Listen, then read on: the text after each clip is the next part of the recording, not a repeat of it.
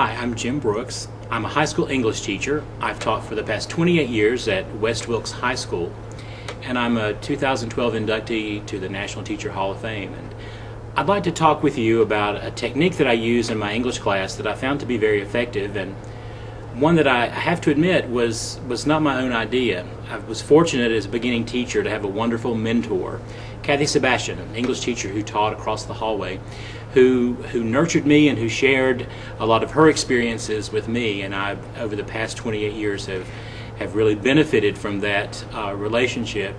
And so I wanted to share with you some of the things that Kathy shared with me, because I think that's a lot of what happens with education, is we pass on those things that are effective and that work well. As a high school English teacher, I found it useful to use a variety of children's books in my class. And at first that may seem a little surprising, and sometimes it does take the students by surprise, but often in a good way. Obviously these are books that are far below students' reading ability, but just like anyone who's maybe enjoyed a recent Disney animated film, you realize that even though the intended audience is children, there's a lot that adults can appreciate from those experiences as well. And I find that students kind of enjoy revisiting some books from their childhood, some classic children's books that have relevance to the themes that we're discussing in English.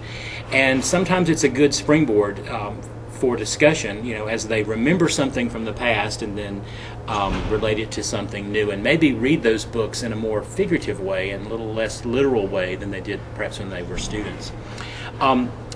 One of these books that I use is called The Three Questions, and it's based on a short story by Leo Tolstoy, who the students might read in a serious honors class.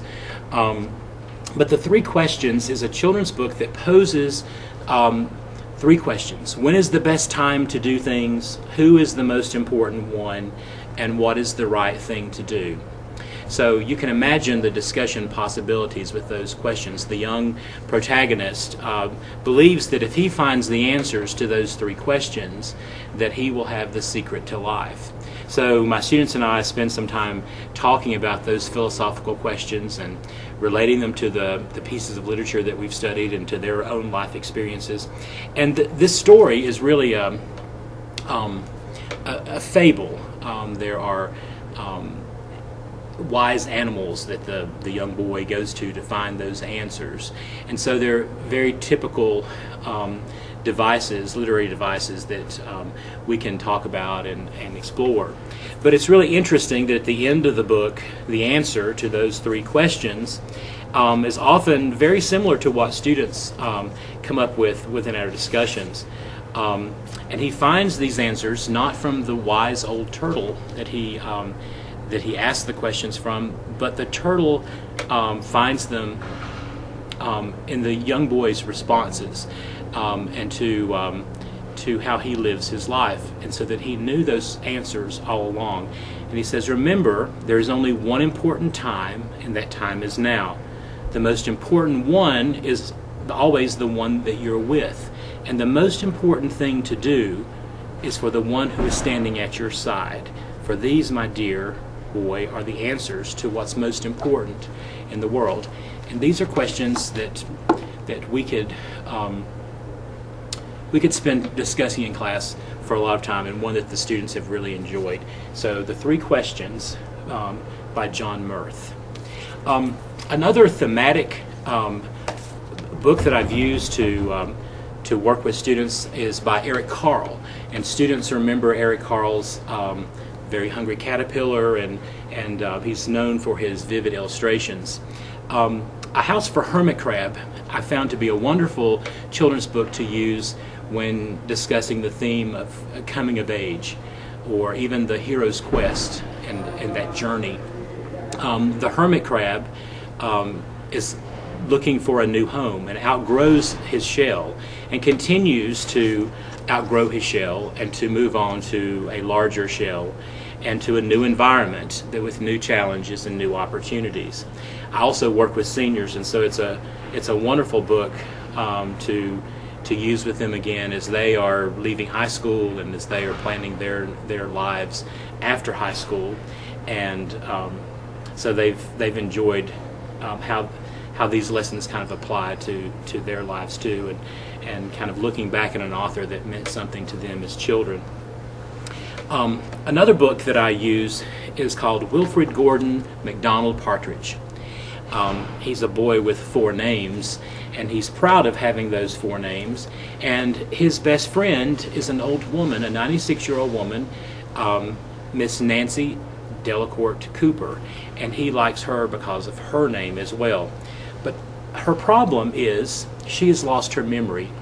And it's a book about the issue of Alzheimer's, although it never comes out and talks about Alzheimer's directly, because it's told from this young boy's perspective, and he's simply heard that she's lost her memory.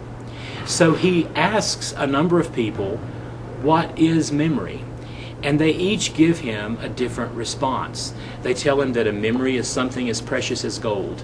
They tell him that a memory is something warm, it's something from long ago, that it's something that makes you laugh and something that makes you cry. And so the complex definition of memory is shared with this boy, who begins to see the contradictions and what it means to remember. And so he goes home and fills a basket full of items that correspond to each of those definitions. Something that makes him laugh, makes him cry, is precious to him, something from long ago, and something as precious as gold. And he shares those items from his basket with Miss Nancy, and she begins to remember. And she has memories that she recalls of their time together. So I ask students, and I do this at the beginning of the semester, and I ask students what they would put in their basket if they were Wilfred Gordon MacDonald Partridge. What is something they would put in their basket that makes them laugh and makes them cry, is precious to them, is something old and something from long ago. And as they write about those items, then I'm able to get to know my students better early in the semester. It gives them an opportunity to write about something meaningful, and then opportunities to share with one another. I've used this with all levels of students. It's kind of a icebreaker, beginning of the year kind of activity, and also used it to introduce an essay, a definition essay in an expository writing class. The definition essay is one of those papers that we might do, and because of the way that Wilfred Gordon finds the meaning of memory, I challenge students to write essays defining other words in the complex ways and figurative ways that he's able to define memory. And the illustrations for this are by Mem Fox, and she's a famous children's book illustrator, and they would likely have seen as children other books that she has illustrated.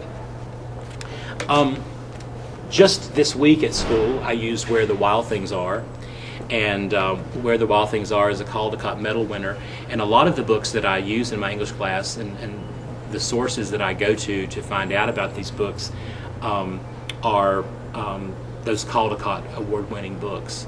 And it's fun sometimes just to go into a bookstore and spend some time in the children's section and to see new books and to consider the possibilities, how the books might be a good springboard for a writing topic like this one, or how they could give us opportunities to have rich discussions like the 3 questions. Often there are ways that I can connect it to the literature that I'm reading. We just finished reading Beowulf in class, and I was able to relate Where the Wild Things Are to Beowulf, who left Geatland and went to Denmark to battle Grendel and Grendel's mother, and then battled a dragon back home in Geatland. And so the young boy in Maurice Sendak's Where the Wild Things Are leaves his home and goes to Where the Wild Things Are.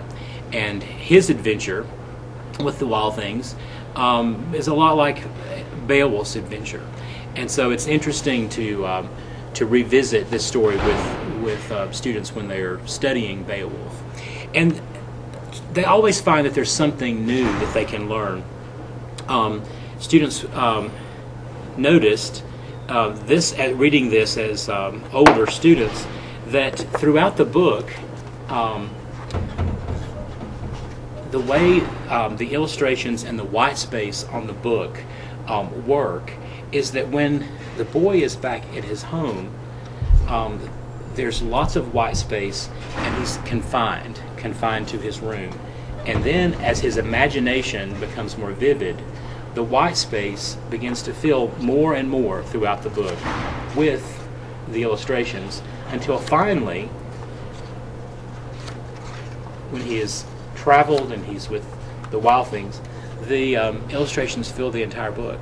And so his imagination is filling all those spaces.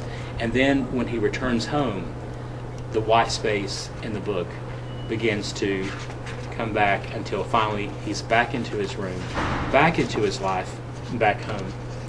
And so sometimes, because these books are very visual, sometimes it gives us an opportunity to talk about media literacy and to talk about the symbolism, perhaps, of an image, or the effective use of images and how the images complement the text. And so, again, just another rich experience that a children's book can give us. And I would be remiss to talk about children's books and ways that they could be used if I didn't mention Dr. Seuss. I've used a lot of books by Dr. Seuss, and students love those, and they love revisiting those. And each year when we celebrate Dr. Seuss's birthday is a good time, even in a high school class, to pull out some Dr. Seuss books, but maybe use them in a little unconventional way.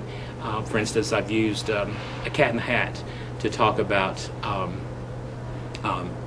psychoanalysis and talk about the ego and the id and the superego, and to apply that kind of literary criticism to The Cat in the Hat. It's a good introduction to literary criticism and that psychoanalytic approach to analyzing literature, because it's a story they know very well, yet a story very rich in symbolism and discussing the psychology behind The Cat in the Hat is a good way to kind of help students understand those complex psychological terms, so that we apply them to more complex pieces of literature later.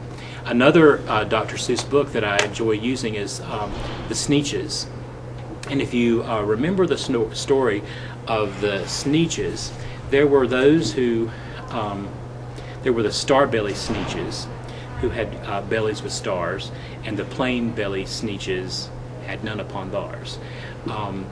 And so in this battle between the two group of Sneetches, those with stars and those without, they are suddenly offered by Sylvester McMonkey McBean the opportunity to have their stars removed or to have their stars replaced.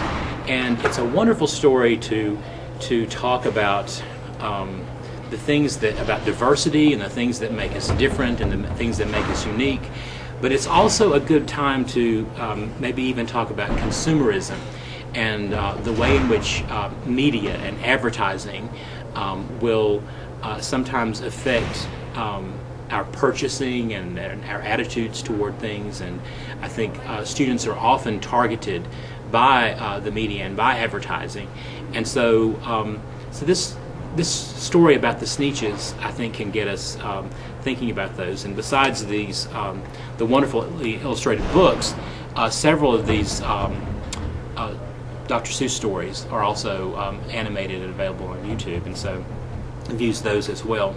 Another book that I found very helpful to use with my more reluctant readers, I've used this book with 9th and 10th graders who often will say that they don't enjoy reading.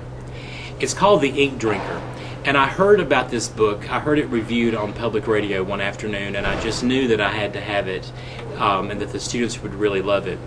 The main character is a young boy whose father owns a bookstore, and so he spends a lot of his free time in the bookstore, bored, waiting for his father. And he sees a mysterious man come in one day, and within the privacy of the bookshelves, the man pulls out a straw and places it within the book. And he appears to be drinking from the book. After the man leaves, the boy goes to the bookshelf and pulls that book off, and behold, there is no ink on any of the pages. The ink has literally been drunk off the page with this man's straw. So he follows him because he's so curious that someone's able to do that. And so he follows him to a cemetery and realizes that the man is a vampire. He's not a traditional vampire who drinks blood, but he's a vampire who drinks the ink from books. Well, the interesting thing is, because the boy has followed him there, he tells them that now he is an ink drinker, and that he will begin to crave the ink of books. So he turns to his father's bookstore, and he places a straw within a book. And he's amazed with all that he experiences, the adventures the exhilarating adventures, and the things that he can only find in books. And so he becomes an ink drinker. And by the end of the story, it kind of turns on the students, and they're told that now they are ink drinkers as well. And I even went so far at the beginning of the year, one year, to make some book covers for the books that we were going to be reading that semester, and place those book jackets on juice boxes, and gave out those juice boxes covered with the book jackets that I'd made, and gave them all straws, and they drank from those books. And just, kind of a clever way of getting them to think about the adventure that they can find in books. I hope that some of these books and some of the things that I've told you perhaps will give you ideas of how you can use children's books in your English class to generate discussion, to encourage students to read, to introduce a theme or to reinforce a theme from literature, or maybe to get students writing.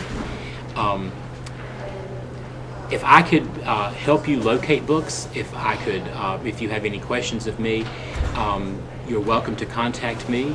My email address is jbrooks@wilkes.net, WILKES.net, and I would be happy to hear from you, and I hope that you will use some of these techniques and make them your own, and perhaps you'd be willing to share with me some children's books that you come across that you find to be particularly helpful for you too.